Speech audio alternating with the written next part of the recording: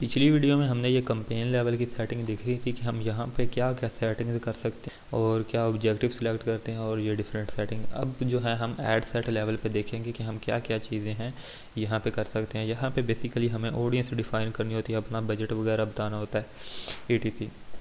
तो यहाँ पे सबसे पहले हम ऐड सेट नेम देंगे। ऐड सेट नेम में आपने देना है कि आप इसको ऐड सेट में आप क्या चीज़ टारगेट कर रहे हैं। फॉर एग्ज़ाम्पल मैं यहाँ पे टारगेट कर रहा हूँ 24 टू 34 की एज की ऑडियंस और वूमेन को टारगेट कर रहा हूँ। ठीक हो गया। और मैं कर रहा हूँ लाहौर को टारगेट। तो इस तरह आप जो इस ऑडियंस में जो इस एड सेट में जिस चीज़ को आप टारगेट करेंगे ना, यहाँ पे बेसिकली हम ऐड सेट लेवल पर टारगेटिंग करते हैं। तो जिस चीज़ को आपने टारगेट करना है वो आपने नेम लिख देना है, ताकि आपके पास इस कैंपेन में अगर 1000 भी ऐड सेट हो ना तो आपको पता हो कि ये ऐड सेट किस रिलेटेड है। तो इस तरीके आपने इसकी नेमिंग करनी है। और अब यहाँ पे वो कह रहा है कि आप किस प्रोडक्ट्स को प्रमोट करना चाह रहे हैं। फॉर एग्ज़ाम्पल अब यहाँ पे उसने बताया है कि ये हमें उसने डिफरेंट कैटलॉग हमारे बता दिए हैं। ये हमने जो बाद में सेट बताया था, मैनुअली हमने प्रोडक्ट्स सेलेक्ट किए थे। और इसी तरह ये भी हमने एक सेट बनाया था, इसमें हम प्रोडक्ट्स सेलेक्ट किए थे। तो ये मेरा ख्याल है मैंने आपके सामने जो सेट बनाया था। यहाँ से हम पूरा कैटलॉग भी सिलेक्ट कर सकते हैं जिसमें सारी की सारी प्रोडक्ट्स हैं। तो उन 19 प्रोडक्ट्स शो हो रही हैं। तो इस तरह यहाँ पे कैटलॉग, अब ये यहाँ पे कैटलॉग का हमें ऑप्शन क्यों दे रहा है। यहाँ पे हमें इसको ऑप्शन देना चाहिए कि आप कहाँ पे सेल करना चाहते हैं, वेबसाइट पे करना चाहते हैं या मैसेजेस पे, ये ऑप्शन देना चाहिए। लेकिन ये यहाँ पे हमें कैटलॉग का ऑप्शन दे रहा है। तो उसके लिए अब ये देखें, हम अगर कैंपेन लेवल पे जाएं, हमने कैंपेन लेवल पे यहाँ पे एक सेटिंग ऑन की थी कैटलॉग कि हम कैटलॉग सेल अपना कैटलॉग की एड्स रन करना चाहते हैं। तो इसलिए वो हमें वहाँ पे एड सेट लेवल पे कैटलॉग्स दिखा रहा है कि आप किस कैटलॉग पे ऐड रन करना चाह रहे हैं। अगर हम इस ऑप्शन को यहाँ से ऑफ कर दें तो फिर हम इधर जाएंगे और अब हमें जो है वेबसाइट वगैरह का ऑप्शन मिलेगा कि आप हम वेबसाइट पर सेल्स करना चाह रहे हैं या ऐप में सेल ड्राइव करना चाह रहे हैं या वेबसाइट और ऐप के पर जो है उसमें दोनों में drive sales and conversion on your website और ऐप, यानी कि उन दोनों में करनी है आपने सेल्स, या आपने मैसेजेस में करनी है like get people to engage with your brand on Messenger WhatsApp और इंस्टाग्राम। यानी कि हमें अब यहाँ पे लोग हमारे व्हाट्सएप मैसेंजर में आएंगे या इंस्टाग्राम में आएंगे। इसी तरह अगर आप कॉल पर सेल्स ड्राइव करना चाह रहे हैं तो आप कॉल सेलेक्ट करेंगे। ठीक है।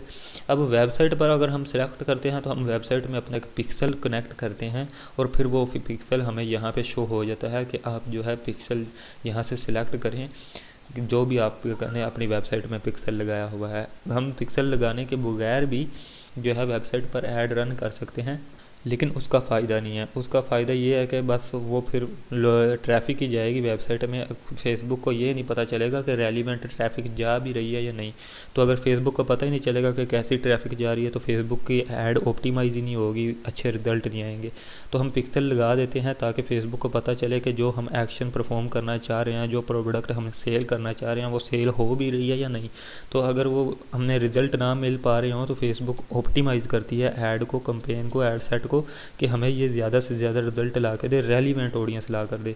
लेकिन अगर पिक्सल ना होगा तो फेसबुक को कैसे पता चलेगा कि रेलिवेंट ऑडियंस जा रही है या नहीं जा रही है, अंदर जाकर वेबसाइट के अंदर क्या कर रही है।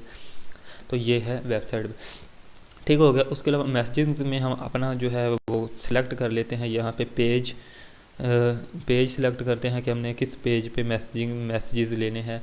अगर हमने व्हाट्सएप पर लेने हैं तो हम अपना यहाँ से व्हाट्सएप सिलेक्ट कर लेते हैं। इसके लिए हमें व्हाट्सएप पहले कनेक्ट करना होता है अपने उस फेसबुक पेज से जिसको हम यहाँ पे जिसमें हम मैसेजेस चाह रहे हैं। तो हम यहाँ से फेसबुक पेज एडिट कर सकते हैं। हम यहाँ पे कोई भी हम अपना फेसबुक पेज सिलेक्ट कर सकते हैं। फॉर एग्ज़ाम्पल हम ये फेसबुक पेज अपना सिलेक्ट कर लेते हैं। तो यहाँ पे ये देखें व्हाट्सएप कनेक्टेड आ गया। तो अब हम इस व्हाट्सएप पर जो है मैसेजेस ले सकते हैं। इसके साथ इंस्टाग्राम कनेक्ट नहीं है तो इसलिए कनेक्ट इंस्टाग्राम का ऑप्शन आ रहा है। अगर वो भी कनेक्ट होता तो यहाँ पे हम इंस्टाग्राम भी सिलेक्ट कर सकते थे। अब यहाँ पे इसके अलावा कॉल्स का ऑप्शन आ रहा है, सेल्स कॉल। तो यहाँ पे हम अपना फेसबुक पेज ही सिलेक्ट करेंगे जिससे वो कस्टमर ऐड देकर हमें कॉल करेगा।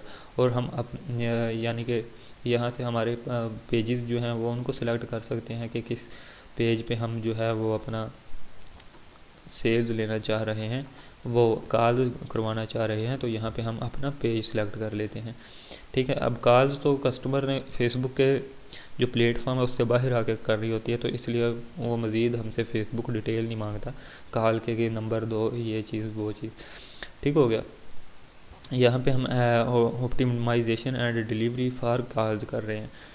अच्छा, ये आपको ऑप्शंस आगे, कॉल्स का मैंने वैसे कभी नहीं यूज़ किया, तो अब ये चीज़ें तो आपको समझ आ गई। ये ऐप्स का भी वही सेम चीज़ है। यहाँ पे हम जो है इवेंट सेलेक्ट करते हैं। अगर हमने अपनी ऐप में कोई इवेंट लगाया हुआ है तो वो सिलेक्ट करते हैं। ऐप में इवेंट बेसिकली वो मैनुअली आप डेवलपर से ही लगवाते हैं, उसमें कोई यानी कि इस तरह का तरीका नहीं होता कि हम बटन क्लिक करें तो हमारा ऐप में इवेंट्स लग जाएँ।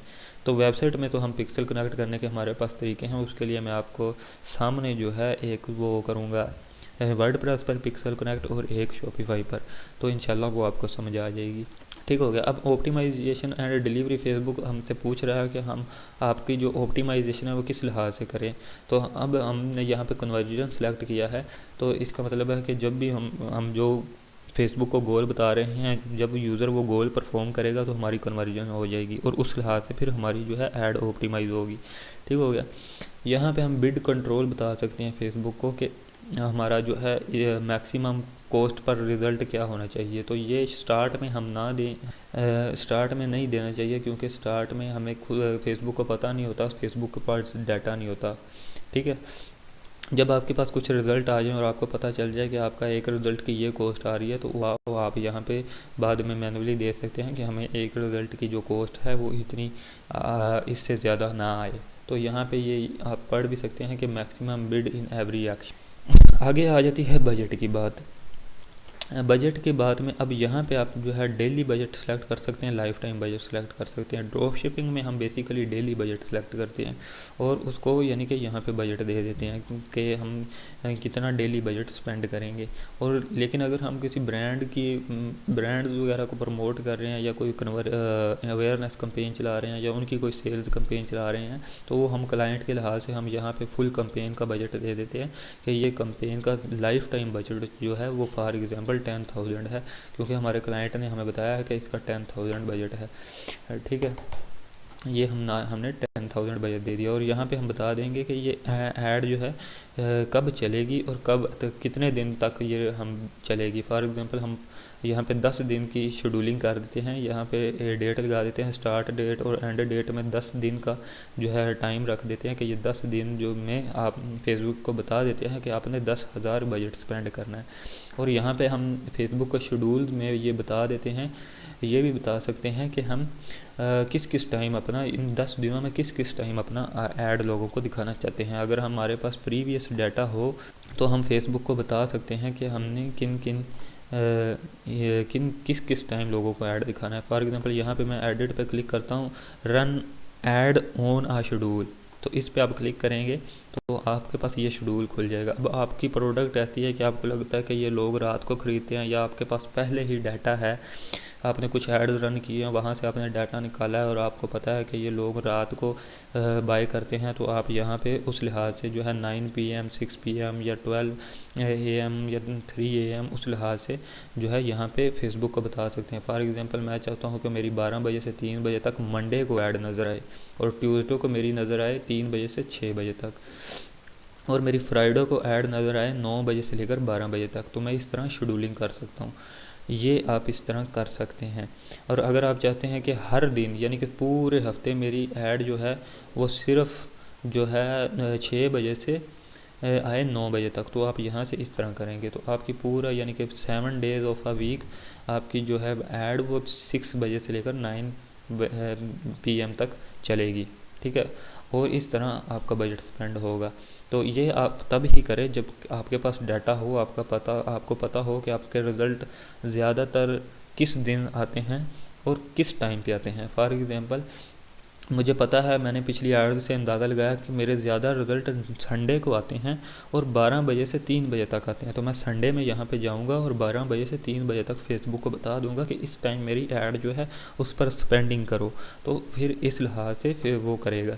और अगर आप कुछ एडिट करना चाह रहे हैं तो उसको दोबारा यहाँ से इस तरह इरेज कर सकते हैं। सही हो गया, ये शेड्यूलिंग भी आप है समझ गए होंगे।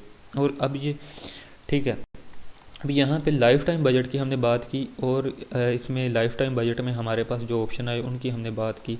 ठीक हो गया। अब हम कर लेते हैं डेली बजट की बात। डेली बजट में हम जो बजट फेसबुक को देते हैं, फॉर एग्जांपल हमने दे दिया 1000 डेली का बजट, और यहाँ पे हम फेसबुक को बता देते हैं कि एंड डेट नहीं है इसकी। अब ये डेली बजट हमने फेसबुक को दे दिया, फेसबुक डेली 1000 स्पेंड करती जाएगी, चाहे आप जितना आपके अकाउंट में जब तक बैलेंस नहीं ख़त्म होता तब तक ये फेसबुक करती जाएगी, या जब तक आप खुद इसको यहाँ से ऐड को ऑफ़ नहीं करते, टर्न ऑफ ऐड सेट, तो फेसबुक तब तक स्पेंड करती रहेगी। ये हम ड्रॉप शिपिंग में यूज़ करते हैं इसलिए कि अगर हमें ऑर्डर आ रहे हैं तो हम चाहते हैं कि हमारी कंपेन चलती रहे जब तक हमें ऑर्डर आते रहें। तो इसलिए हम यहाँ पे डेली बजट लगाकर उसकी कोई एंड डेट नहीं सिलेक्ट करते, और जब हमें लगता है कि ये कंपेन जो है इसके अब रिज़ल्ट नहीं आ रहे या प्रॉफिटेबल रिज़ल्ट नहीं आ रहे, तो हम इसको यहाँ से जाकर मैनुअली बंद कर देते हैं।